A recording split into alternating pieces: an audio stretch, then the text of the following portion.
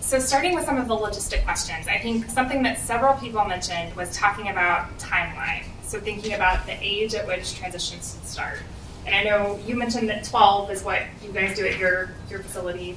What are other people recommending, or what are you seeing when you're receiving patients from pediatric settings? I work in internal medicine, so our group, so I'm in a group with other doctors who don't necessarily specialize in developmental disability. So we try to keep that age right around 18 because we're covering each other, you know, like if somebody was on a weekend had a problem or this and that. So for the department that I work in, we try to keep it at 18 for people transitioning in. Now, we have other doctors that work in developmental disability who are in family med, and so they might be taking them younger. So it just frankly, it comes down to which department are you going into for where I work at. Yeah. Sure. I certainly I can tell you both on in terms of data locally and also nationally. I mean, realistically, most people are having that conversation under a state of semi-emergency when they realize that the deadline is closing in on them. I think recommendations about 12 and 14 I think are fantastic, and that doesn't have to be we're going to map out everyone you're going to see as an adult. That just means starting to initiate the conversation that this is something coming, and discussing preparedness and what things need to happen in the coming 6 to 8 years. But I don't think there's a magic age. I have a colleague in pediatric pulmonology who talks about how for their newborns who come in for their first visit with cystic fibrosis, this is one of the things they talk about with families, that we're going to take excellent care of your child, and someday they're going to grow up and start taking care of their own health condition and be seeing adult doctors. And I don't think they talk about it a lot again for the next decade, but that's introduced very early as part of the trajectory of care. My typical situation is an emergency. So the mom network at Children's knows my cell phone number. And so that's what happens. I'll get a call and say, I have a problem right now. 2 of them have been, my child's on the way to the emergency room. Sorry, I didn't meet you before. Will you take care of them? The other ones have been referrals from primarily the palliative care group at Children's Hospital, who my person serves as the primary care physician or the coordinating physician for a lot of these folks. They will call us in advance. So we have recently gotten some people who are a little ahead of the curve on that emergency. So they have a year or 2 or 3 where they can still see folks at Children's Hospital, and they're coming to us to really kind of just make a reservation or get to know us and say, when my anniversary comes or my birthday comes and I can't go to Children's anymore, they will have met our team, we'll have some sense of them. So they vary. I kind of prefer that. It's a little complicated because I'm used to saying, well, I'm going to do any refills, I'm going to do any referrals, but I'm really just kind of figuring things out and seeing what team we need. So it goes both ways. Our intention is to have some conversations where our team or some of the members of our team will go to Children's and meet with adolescents and young adults before they get aged out, so they kind of get some sense of what's coming. That's all in development.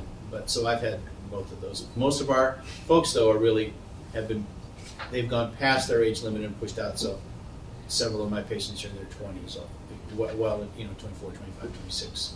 So we're picking the hair on fire kind of situations, and I'd like to have us get down into the teens eventually. I think one thing along the lines of age that comes really tricky is that even at a single institution, there can be different roles across different subspecialties. So that's something that comes up at Akron Children's, where our psychology and psychiatry groups that are housed in a different department than I exist in, they cut off at age 18 no matter what. Many other specialties, especially outpatient, will continue seeing patients until they turn 26. But if you have one provider that says 18 and done, and then one that's 26, and one that's in the middle, it becomes really tricky and kind of complicated. That's the note. Yeah. I was just going to say, I think I'm on a lot of national groups that talk about a lot of complex care groups, and unfortunately, that's the norm. Yeah. Is that because we as physicians like to be independent, and as you sort of talked about, even within a practice, Mhm. so it's hard to do that, like to really, because I think there's very few. I mean, I know a couple of the children's hospitals, like one said, it's an absolute, like AI DuPont in Maryland, it's 19, and they're like, no one is allowed after the age of 18 to enter our door. However, they have a DuPont in Florida, and they take up to 21. So, yeah, it's a conversation you gotta have. Yeah. And it's good to ask that questions here, I think. So having individual conversations with different providers to kind of know what the roles are, what the current situation is, and also knowing that it might change by the time your child is ready for that, because we're still in flux and making decisions about those things. Another question, yeah. Does the electronic medical record transition from pediatrics to adult, like rainbow babies with that transition over? Do you have access to that? It depends. Okay, different systems, different, I don't know. It depends is the right answer. Okay. I mean, we have the benefit at UH of being under one system umbrella, and so yes, the adult providers can view the entire pediatric Okay. record.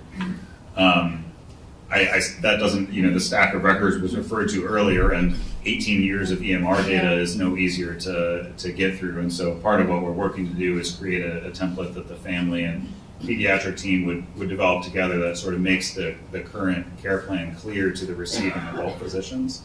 But that's not true everywhere, obviously. Yeah, we're just fortunate that we can see, so Children's is the pipeline to us. They have essentially the same medical records, so with really a push of a button, I can see almost everything.